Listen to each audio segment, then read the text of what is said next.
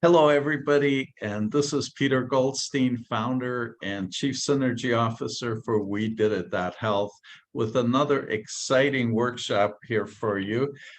Today we have Nina Shantel with us, and she's going to share some really wonderful tips and secrets for Thanksgiving. She's going to show us something about chocolate peanut butter cups and lots of other goodies. So just want to tell you a little bit about what we're doing. This is part of our Thrive and Inspire Through the Holiday series. We're the Thrive and Inspire Ambassadors community. And our special mission here is to support the plant-based and whole food plant-based and vegan consumers or grassroots ambassadors in our attempt to inspire the rest of the world to be vegan. So everything we're doing is with the focus to empower the grassroots ambassadors. And with that, we bring Nina, and with our holiday series, the holidays have been so challenging for so many of us. So we're looking for tips and ways to make holidays more successful for all of us, and perhaps find some opportunities to plant some seeds for the people we care about, so they too can change their lifestyle for health, for animal justice, for climate healing, and for world hunger. So with that, here's Nina. Nina, please tell everybody a little bit about your work and what it is you do, and then show us, I think you have a wonderful video you'd like to share with us. So go ahead, Nina. Thank you. Yeah, I am a certified personal trainer. I'm a certified strength and fitness coach. I have a certification in fitness and nutrition, and I am a certified plant-based grassroots ambassador. And today I'm going to share, I'm going to start with a treat. So I've got these chocolate peanut butter cups. They are plant-based, vegan, super duper healthy. So you don't have to feel guilt, and I'm going to show that. And then we're going to go on to like all different delicious, easy Thanksgiving ideas. And then we can talk at the end about how to get people who aren't familiar, or maybe aren't as receptive to changing the way that they're eating, some suggestions I have, and then we'll just open it up to everybody else. So let's go ahead and start with the video. So let me go ahead and share my content.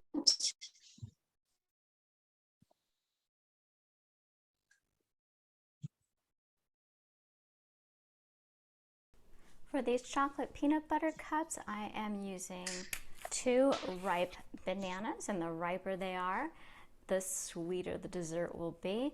And you want to break them into very small little pieces so that it blends really well, because you don't want chunks. You want it to be nice and creamy.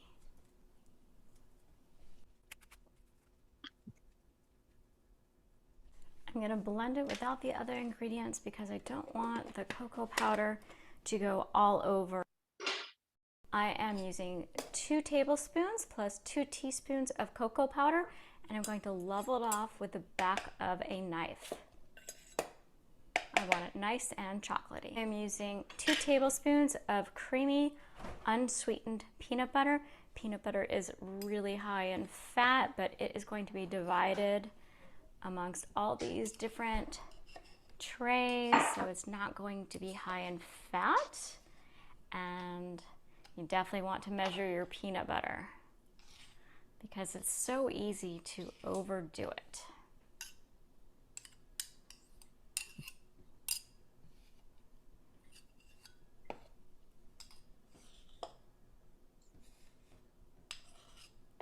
Next ingredient is alcohol-free vanilla extract, and this is in glycerin, so it gives it sweetness.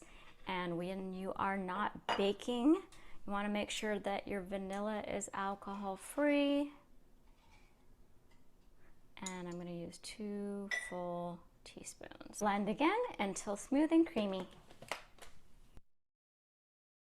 This is how your chocolate should look. I'm just going to pour this into these silicone molds, and I'm going to use 3 whole peanuts. And these are dry, roasted, salted. If you're doing a no salt diet, then use unsalted peanuts. But make sure that the peanuts are not the half pieces like this, because when I bite into it, I want a big crunch. So I'm going to do 3 peanuts per mold, and it ends up being about 2 grams. So I have this one already done, and I have divided the peanuts, so now of course now they're moving. So I just want to kind of make them so that they are not all pressed together, so when I take a bite, no matter where I take it, I am getting a little bit of the peanut. All right, so now I'm going to gently, carefully pour my chocolate filling. I can either do it with a spoon, or I can also use this if I can do it. Sometimes this comes out a little bit quickly. And I'm just going to go back in and fill it up so that it is completely covering the peanuts when I go in again. Oh, there's a clump. So you can actually just put this in there if you want. It'll still taste good.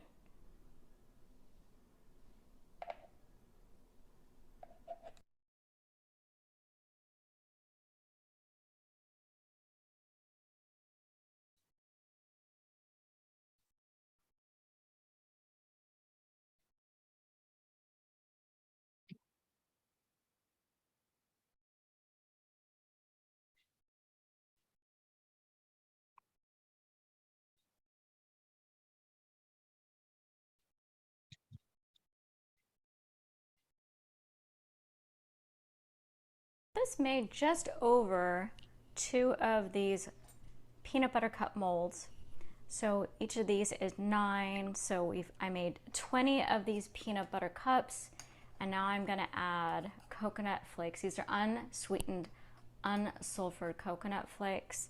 So this is 1/4 teaspoon, and I have a feeling I'm going to use less than that. Let's see. Oops. So yeah, it's less than that. So it's like less than 1/8 teaspoon. And normally I just wanted to measure it out, but normally you just want to do a little pinch, put it on top. Coconut's very high in fat, but it's so delicious. So just use a teensy bit. It is high in saturated fat, so if anyone is trying to lower their cholesterol, saturated fat intake, skip the coconut. And so I'm going to do this for each one, and then I'm going to put it in the freezer. Take a couple hours to freeze, and then you can just pop them out of these molds, and you want to make sure to eat them right away because they do melt fairly quickly.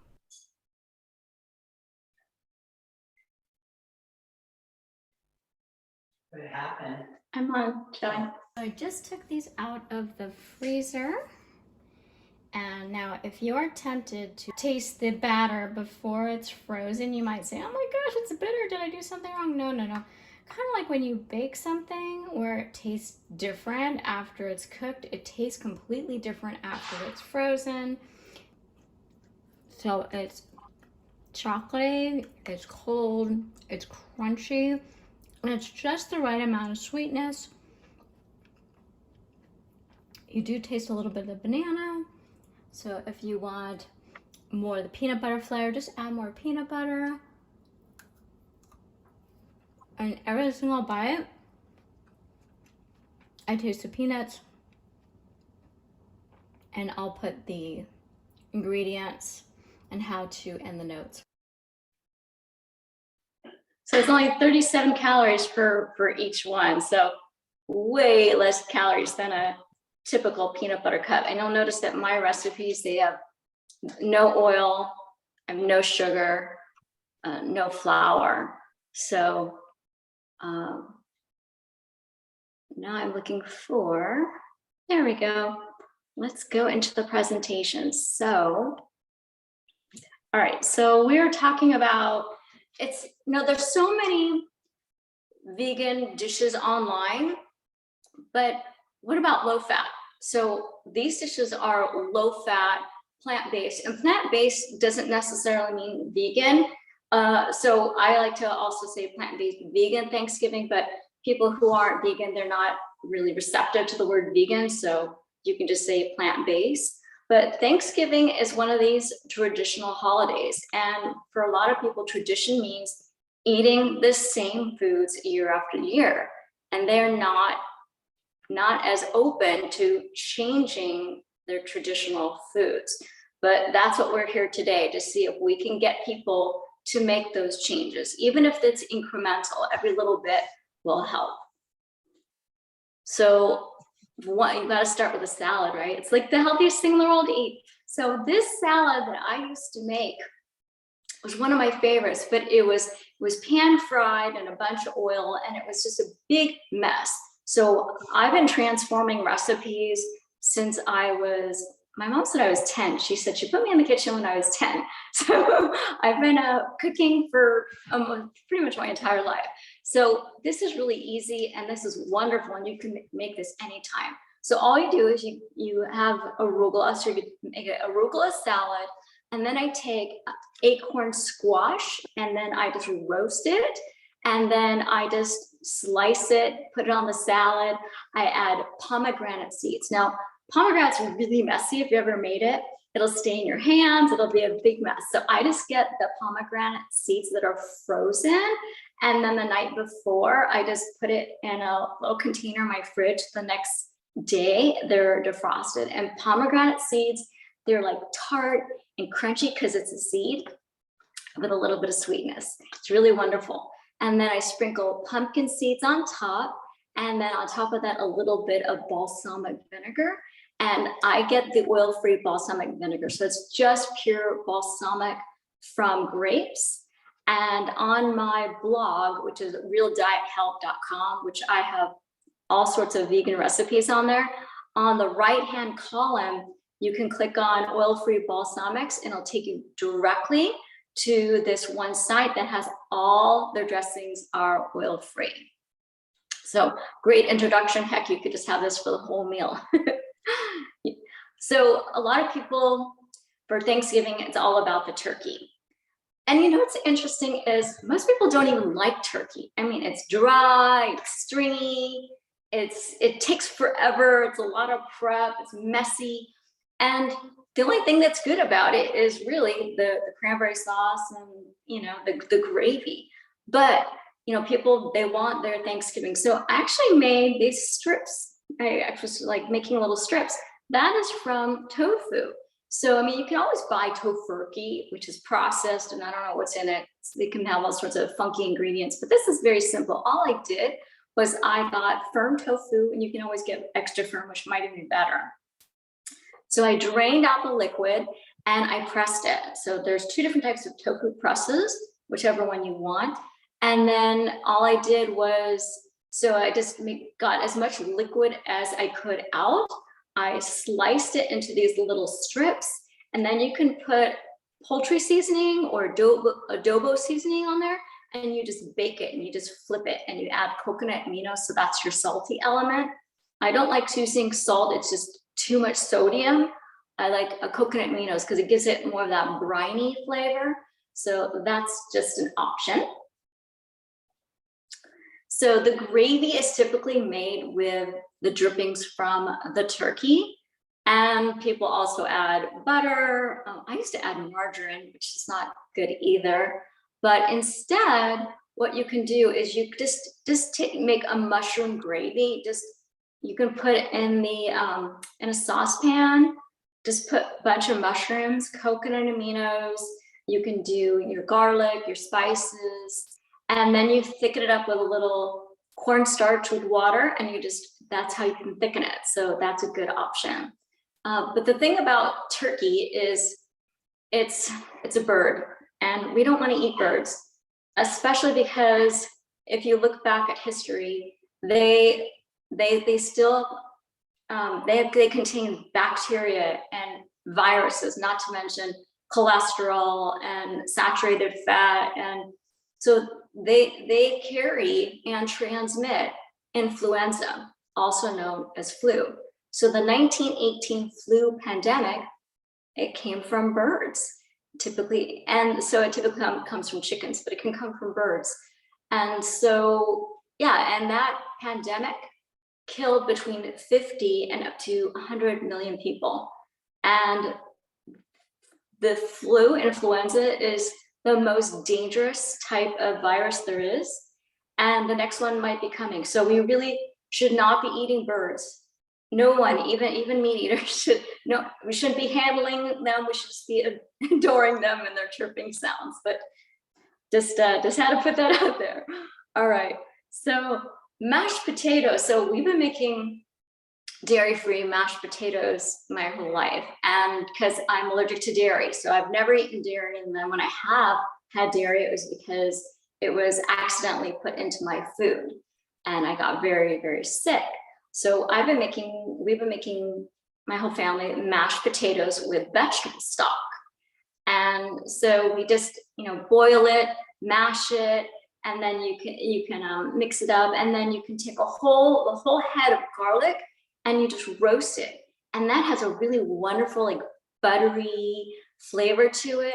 And you just blend that in there with your vegetable stock, and you can add, your favorite seasonings, and then you have a wonderful, healthy mashed potatoes. And then you can eat more of it because there's no fat. So no guilt and no weight gain. Or a lot of people make like oven roasted potatoes, and I have a no oil roasted potato recipe on my channel, my YouTube channel. If you want to check that out, step by step how we make it. And it has other vegetables in it. I've got onions and red bell peppers in there. And so basically what we do is we just sprinkle a little bit of water on the potatoes for moisture, and then we just keep stirring it and moving it around. So it's really not much extra work. And in case you're wondering, my YouTube channel is Nina's Nutrition and Exercise Videos. So some people eat macaroni and cheese as well as a side dish with all the other foods. And a lot of the mac and cheese vegan ones on the internet and the ones I've tried in the past had so much oil in it, and I didn't even want to make it. So I kind of played around with it in the kitchen, and I made my own. And yeah, no oil. And the main ingredients are potatoes and carrots. So that is in my book, The High Five Diet, which I showcase right here. Corn. Some people like corn for Thanksgiving, and they put butter in it. And I just think that I tried it once with a little bit of margarine, and I thought, ew, that just ruins it. So do not butter your corn. Don't salt it. Takes away the wonderful flavor of the corn. And the best tasting corn is the petite white corn. You can get that in your freezer section, and it's super easy. You just open the bag, rinse it with some water, and you're done. So so we talk about stuffing, bread stuffing. So the one thing you want to do is, not all bread is vegan. They will have eggs, some have butter on top, and some have dairy in it as well. So you want to look for a vegan bread, and some of them are oil-free. So you can just search for that. And we make our own. So we'll do different types. We'll do 2 different types of bread, and then we just put a little bit of vegetable stock, and that's about it. So it's really very simple. You can add your garlic, sprinkle garlic on that as well. So for people, what you could also do is, for people who they may not want to completely try a new recipe. So an option is if just to swap out certain items. So another item people like to serve for Thanksgiving are is a green bean casserole with fried onions. So instead of frying the onions, you can season them with maybe like an almond milk and seasoned breadcrumbs, and you can put them in an air fryer. So no oil, and they'll be nice and crispy. And so the other thing is, okay, so instead of milk, you can always do plain almond or hemp milk, wonderful choices. I make my own hemp milk, which is really easy. All I do is I add water and hemp seeds. I put them in my Vitamix with just a big blender, and then I blend that, and then I get one of those cheesecloths, and then I just drain out the wonderful fresh milk, the vegan milk, and then I use that. I do not like the plant-based milks and the stores because they have synthetic vitamins, they've got flavorings, preservatives, they've got, some of them have sugar in it, so I just make my own. But you don't have to if you don't want to. You can always just find a sugar-free, organic milk that's vegan as well. So if there are recipes that ask for cream, coconut milk is a really nice option instead of a cream. Instead of soy sauce, which I find way too salty, I use coconut aminos, and that has kind of a Hawaiian flair, a little bit of sweetness, which is good because then you don't have to add the sugar a lot of the time. And then instead of yogurt, coconut yogurt is really delicious. So it tastes the same, sometimes even better. Instead of Parmesan cheese, you can go, and every store now has nutritional yeast. And some of them have seasoned nutritional yeast, which is so delicious. I can literally eat that with a spoon. Okay, so there is a recipe. I haven't tried this yet, but it sounds really good. So this is from Dr. McDougall, and you can find his sugar-free cranberry persimmon relish off his website. And I believe it's just mcdougall.com. And these are the ingredients. It's whole cranberries, ripe Fuji persimmons. And these persimmons, they are only around usually November, December, maybe a few in January. So get them now. They look like little pumpkins, and you peel the outside, and then you can cut them into little pieces. Now they should be a little bit soft. The softer they are, the sweeter they are. They are the sweetest fruit I've ever eaten. It is so delicious. And that's what will counteract the sour from the cranberries. He also has 2 tangerines, an apple, cinnamon, and nutmeg. And super easy. So that is a wonderful option for the relish instead of sugar, because sugar is not healthy either.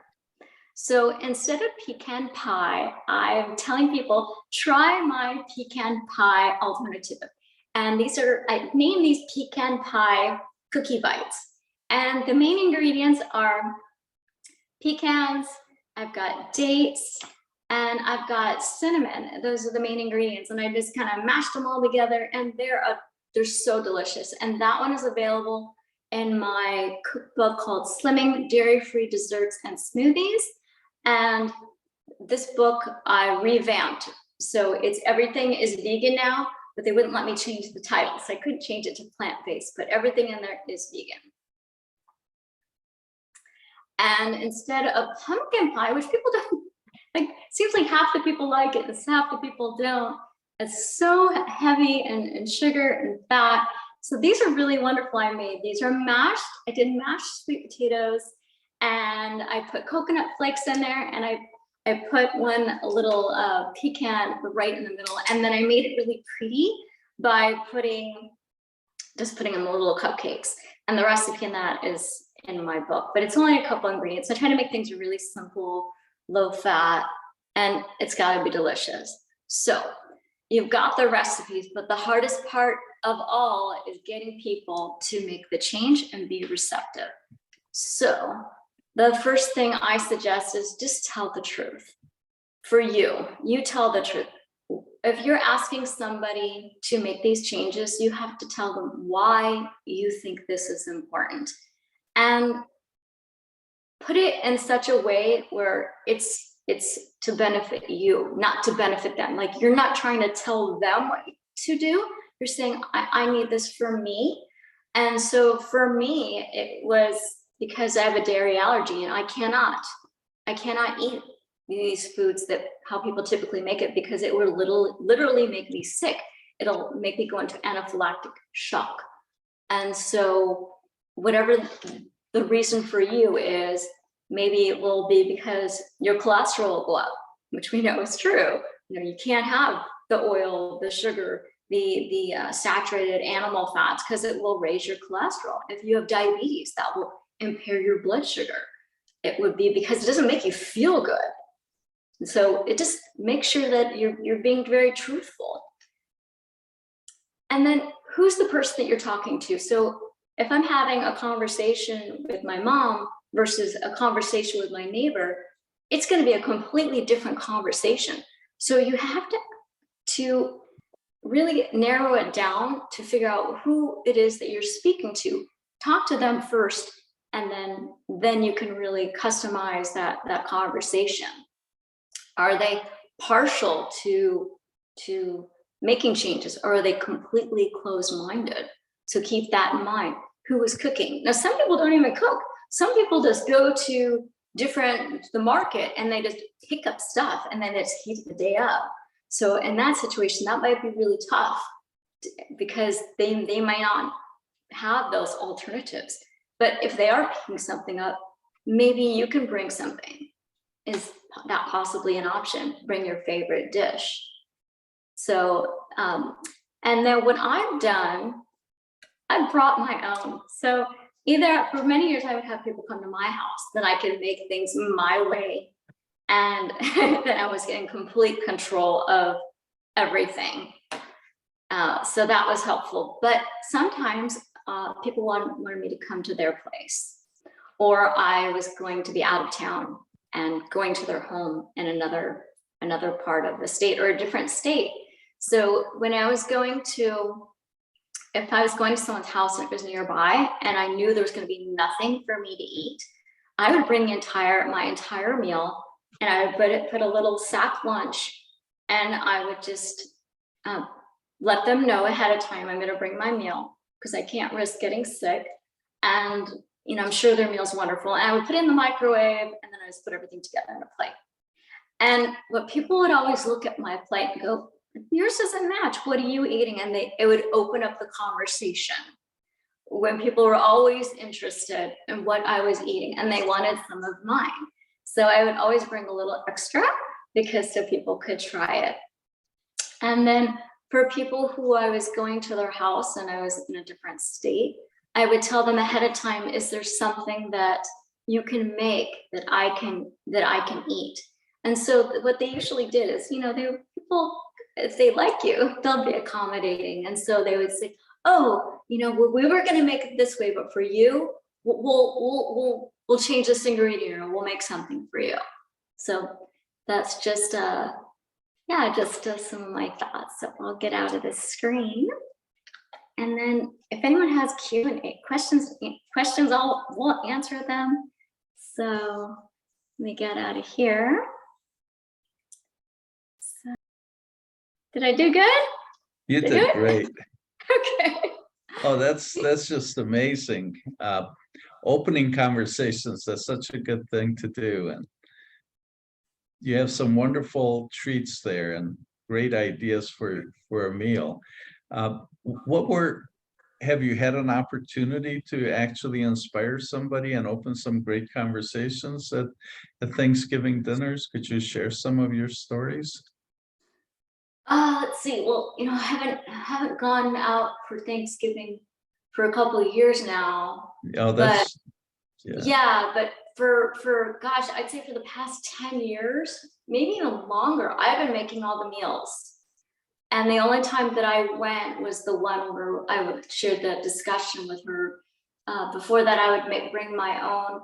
But for other people, like when I make something really yummy, I'll go text my neighbor and I'll say, I just made this, you want to try it? And so my neighbors are now like, they're much more open to it because they realize how delicious the food can be.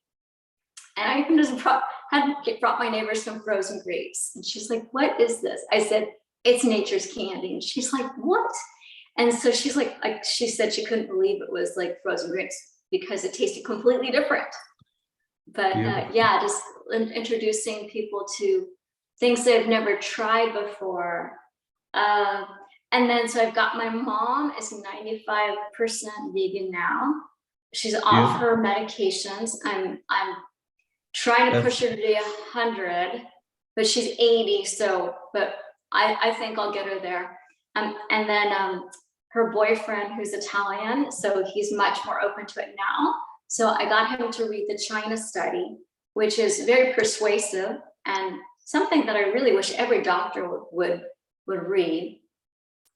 But yeah, I've gotten other people at least to be more open to eating more plant foods and cutting back on the the meat and the dairy. And the dairy is, of course, the worst for health. So yeah. The dairy and the cheese, yeah. Yeah, so many things, the additives, the hormones, the antibiotics, all of that. Well, good job.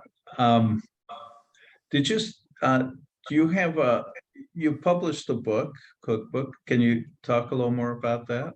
Yeah, so I've published actually 4 books. So this one is called The High Five Diet, and the one in 2016 where I'm wearing blue, don't buy that one. That one's dated. This one is all vegan. This shares my story of how I was born with food allergies, and dairy really did a number of my system, and just my meat eating diet just made me more susceptible to disease. I got more autoimmune conditions, and just talked about how plant-based diet literally saved me from amputation. So I probably, if I didn't change my diet, I probably wouldn't have my fingers and toes right now, or I might not even be here. So it's, what drives me nuts too is, people don't make changes until they're sick. And I'm trying to get people to understand that you may feel good now, but if you got blood tests, you'll realize you're not doing so good.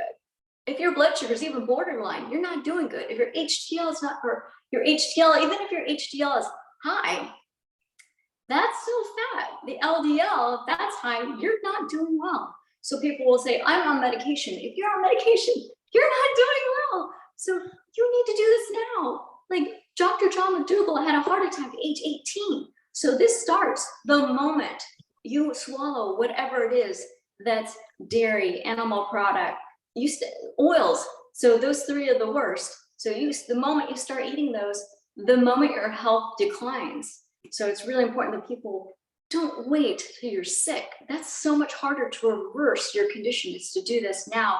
So I talk about why it's really important. I give facts. I've got tons of resources and studies that I quoted from here. And then originally when I was diagnosed with diabetes, I tried a raw diet. And so I love the raw, the desserts. So it's basically, you just take fruits and vegetables and you add nuts and just find wonderful combinations. And so I've got that in here. Now these aren't low fat, but they're all vegan and they're super delicious. I even have a fudge, healthy fudge. I know it's totally crazy.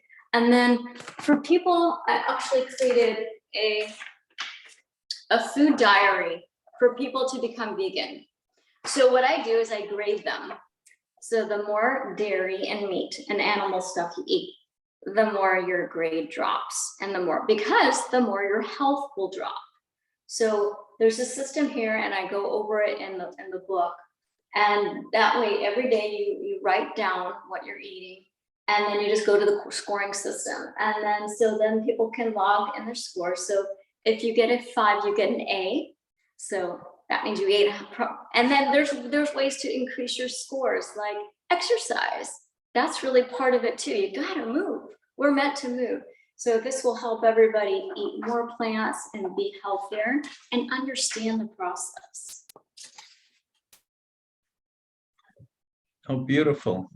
That sounds really great. Everybody should be using a diary and grading ourselves so that we can keep improving our diet.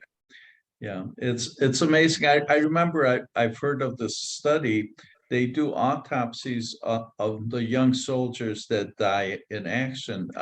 the Army does that, and they do autopsies, and the studies showed that most of them are already showing the beginnings of artery disease. So it starts early, and it's amazing that I think most of us just think that we're not sick until the doctor declares us to be sick. But the fact is that things do keep building up and keep wearing down, and to just wait for a doctor to declare somebody to be ill is really waiting way too long. Right. I think I heard that cancers could be in your body for 15 to 20 years before it shows up. And yeah, a plant-based diet has been able, a vegan plant-based diet has been able to reverse it. That and heart disease and type 2 diabetes. It's the miracle foods. It's amazing. It's amazing. And sometimes I think that when we tell people about it, they think it's too good to be true, so it must not be. And it is. It's really simple, and it's an incredible truth, isn't it? Yeah, and everywhere I go, people are always asking me, like, about diet, because I'm for my age, and how the heck am I thin? I don't run marathons, and I will never run one. It's not necessary. You don't need to run a marathon to be thin or healthy. But yeah, and so people always asking me, like, nurse, whenever I get my blood drawn, they're like, what do you eat? And it strikes up a conversation. And so it's like every day I go out, I'm speaking to somebody about the benefits of plants, and people are much more receptive than they used to be. That's great news. That's really wonderful. And that's what we need. We need people to be even more receptive and make that shift and start changing their diet. Yeah, what I've found is that when you don't want to tell someone you should do this. It's so tempting. It's like, because you get really, for me, it's like I get really upset because, it's hurting the environment, it's hurting them. I want people to be healthy, and it just ruins our air quality and the water. But yeah, so I gotta basically start with, this is how it helped me, and this is how it helped this other person I know. And then this doctor, if I mention a doctor's name, that adds more clout. And then people really need, a lot of people are visual. So I show them my before and after photos, and that seems to have a better effect on them making changes too. Well, that's wonderful. It sounds like you have a strategy that you're ready with. Yeah, I'm trying to try different strategies, and some will work for some people, and some will work better for others. And some people, you just gotta like say a little bit and then back off. And some people you can share every time you talk to them. And I told this one gal, how dairy increases IGF-1 and it can grow cancer cells. And she yelled at me and cussed at me. And I was like, whoa, because, I know she's not mad at me. What she was probably thinking was, if this is true, how dare these doctors not tell us this? So, and she wasn't mad at me, but so some people, you just gotta figure out the best tactic, and some people it's never gonna work. So just be the best advocate just by looking the part and acting the part. And it's like, for someone who says I'm vegan and then eats some animal chicken once in a while, don't call yourself a vegan, please. That doesn't do us justice. You look like a liar. So if you do eat a little bit, just call yourself, say I'm plant-based, just say that. But it's like, why would you eat a little bit of poison? It's like a crack addict. You can't have a little bit of crack. You can't have a little bit can't smoke a little bit of a cigarette. An alcoholic can't have a little bit of a drink. We shouldn't be eating anything toxic when there's so many wonderful alternatives that make us healthier instead of sicker. Absolutely. Yes. Yeah, well put. It just, be as clean and as healthy as possible, and every bit of it counts, and it builds up. And I know for myself, my cholesterol and triglycerides were off the charts, and I've lost 50 pounds, and my blood work got to be healthy, and I feel so great. I mean, it's absolutely the thing to do, and getting others, inspiring others is my passion, and as is yours. And yeah, it's just silly. We need to have a happy, healthy world. It's enough of this disease and diseases and all the costs, the economic burdens, the pain and suffering, and it's also avoidable. Yeah, and people say, oh, well, you have good genes. It's like, let me tell you about my history. I have terrible genes. My family has terrible genes. Like, I was not born with good genes. Like, I was sick when I was born. So yeah, and our genes don't determine our destiny. It's what turns on those genes. It's the food, it's the lifestyle, it's the drinking, it's the lack of sleep, it's the party. That's what makes us sick. It's not our genes. So even if you are whatever genes you were born with, doesn't mean you have to be sick. That's really determined up to us.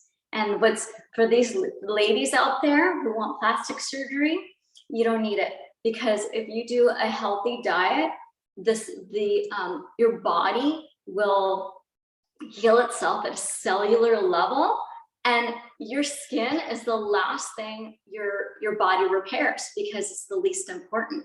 So you start eating clean, it cleans up the inside, and then eventually you will be seeing the better skin. When I stopped eating sugar, I stopped getting the joint pain, and then the wrinkles around my eyes disappeared.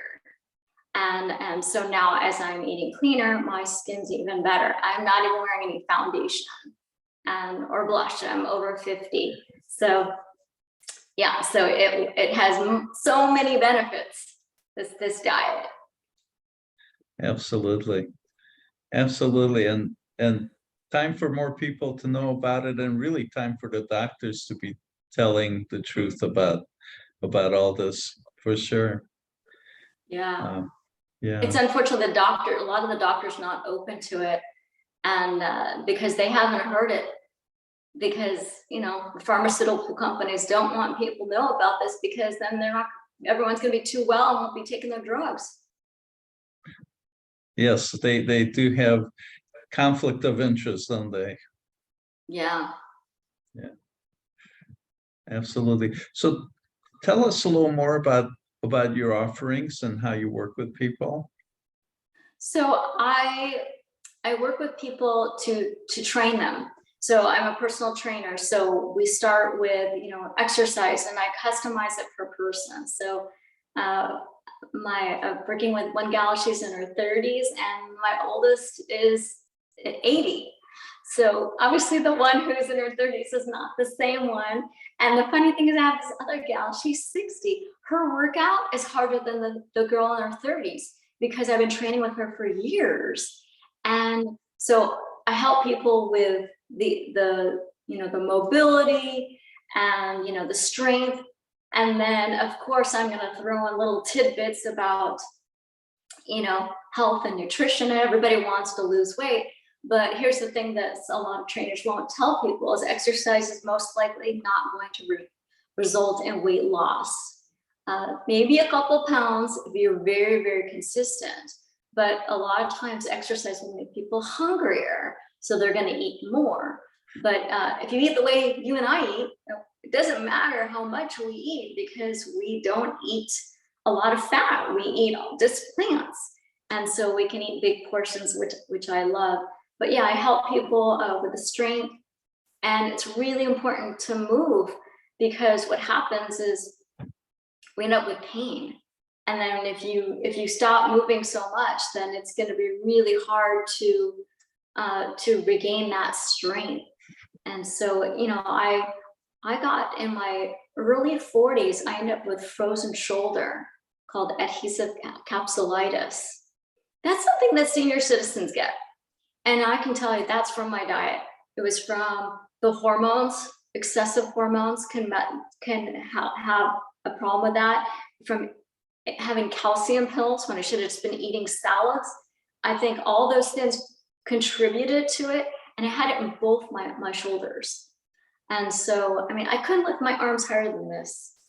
Wow. It was horrible. So yeah, your diet can play a role in so many things. So now that I've had so many injuries, I know how to help other people with their injuries. And you know, I found that I was working with this one gal, and even if she sometimes missed her training sessions, she still went on her bike every single day. And she did not lose very much strength, even when she took a couple weeks off. But the people who sit, even if they train with me twice a week, they can still decline, because they're not, their body's like, okay, I don't need these muscles. I'll just, you know, then your muscles deteriorate. So it's super important. And not just walking, you got to squat, because when you walk, you're just going forward. You got to work everything. So I try to help people understand that if you're not going to be training with me, you know, at least twice a week, then you got to do stuff on your own. Yeah. And the pain, you know, you get pain, you get injury, you get injured, you know, it's just this downward spiral. So it's really sad, and you don't need to do too much. So yeah, and I help people with the weight loss part of it, the nutrition aspect, motivation. You know, people want to just, you know, chat with me for motivation. You know, that's an option. I love learning about people too. And I had an interview with a clinical psychologist about mindset and how some people are open-minded and some people are closed-minded about changes to their diet.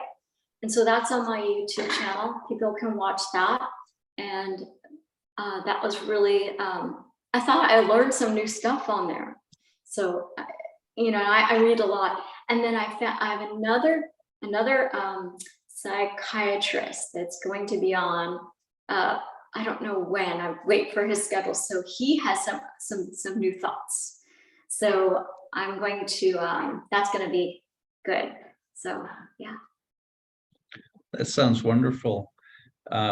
Yeah, I'm going to go look for those videos on your YouTube channel, which is Nina's Nutrition and Exercise Videos. Yeah. So videos. there's only one for the how to change your mindset, and you'll see a bunch of little pictures of food on the ground on the bottom. The other one hasn't been the other interview I haven't done it yet, but yeah, that's coming. Lots of good stuff. Oh, and I've been working in the kitchen on these oat breads.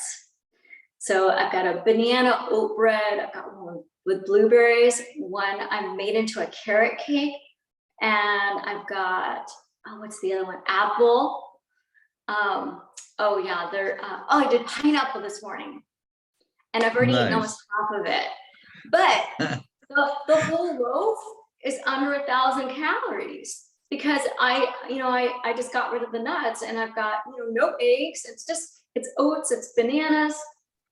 I've got fruit, and then I didn't even put any salt in it. I do have baking soda and baking powder but yeah, and it's amazing. So I'm gonna have those on my channel too.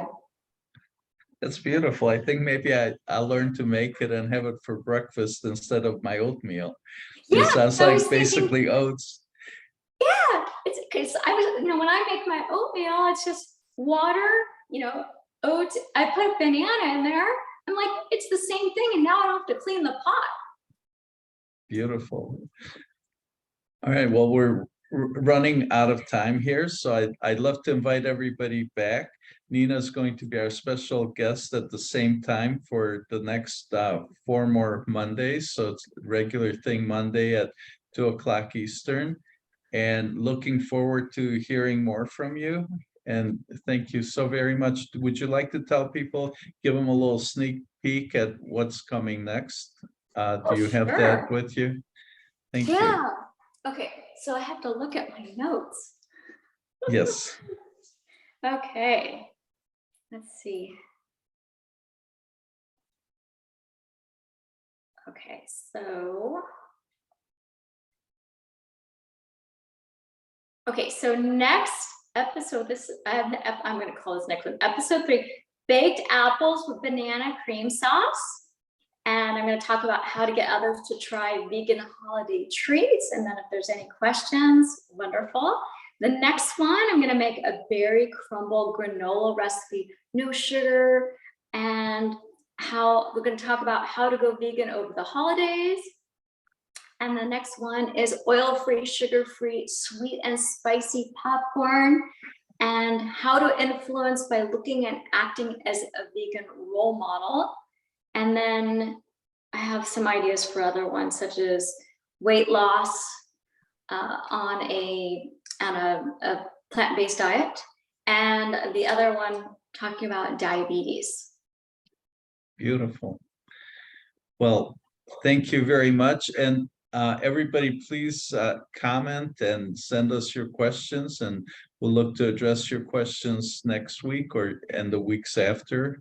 And please reach out to us and watch us on YouTube. This will be all available, recorded on YouTube, and of course on our Facebook page. So everybody, thank you so much for joining us. And Nina, thank you so much. This is so inspirational. It's so many yummy things to have that are really healthy and clean, and I appreciate you sharing them. Thank you for having me. Well, thank you, Nina, and namaste, vegan. Yes, I love that. And and look forward to seeing you next week. And everybody else, please join us next week for another episode with Nina Shantel. So thank you. Bye, everybody.